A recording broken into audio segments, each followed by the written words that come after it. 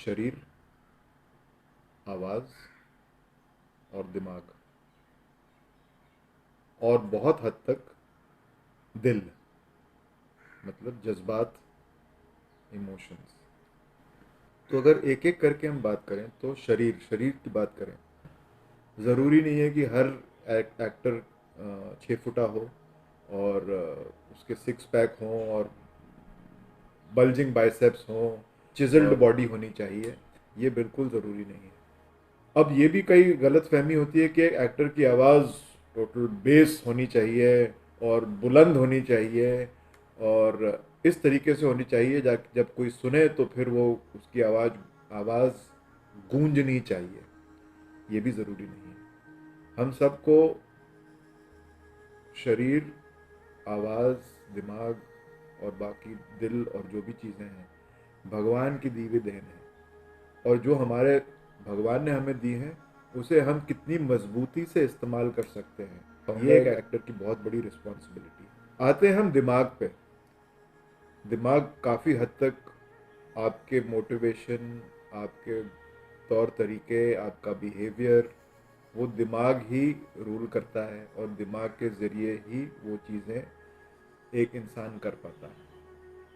मगर जब हम एक एक्टिंग के क्षेत्र में इसी दिमाग की बात करें तो एक एक्टर को अपने दिमाग का इस्तेमाल सिर्फ अपनी लाइनों को याद करने के लिए, और अगर वो कैमरा के सामने परफॉर्म कर रहा है तो उस एरिया में कितना एरिया है उसके पास, उस एरिया में अपनी परफॉर्मेंस को यूटिलाइज करने के लिए उसी चीज़ पे ध्यान देना चाहिए। बाकी एक एक्टर का एक्चुअल जैसे एक कंप्यूटर का प्रोसेसर होता है, उसी तरीके से एक एक्टर का प्रोसेसर भी होता है, और वो प्रोसेसर होता है दिल।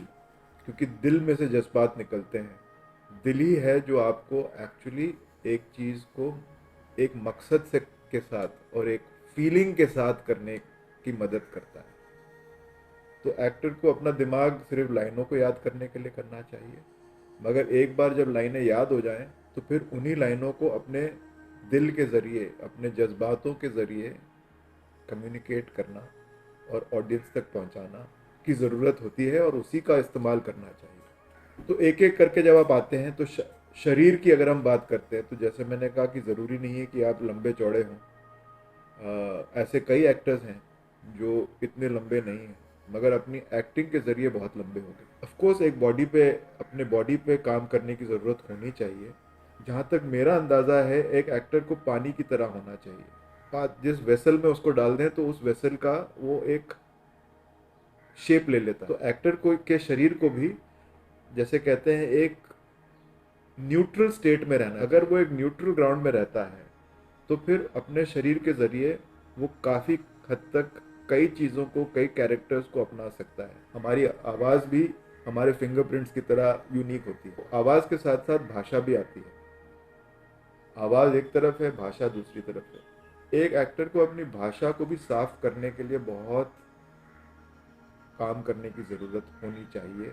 बट वॉइस की कई एक्सरसाइजेज हैं यहाँ पे, अपने जो भी आपकी आवाज़ है उसकी लोएस्ट रेंज और मैक्सिमम रेंज को पहले समझने की और जानने की बहुत ज़रूरत है। और अगर कुछ हद तक सारे गामा का इस्तेमाल करके वो अपने गले को डेवलप कर सके, अपने गले की रेंज को डेवलप कर सके तो बहुत फ़ायदेमंद होगा।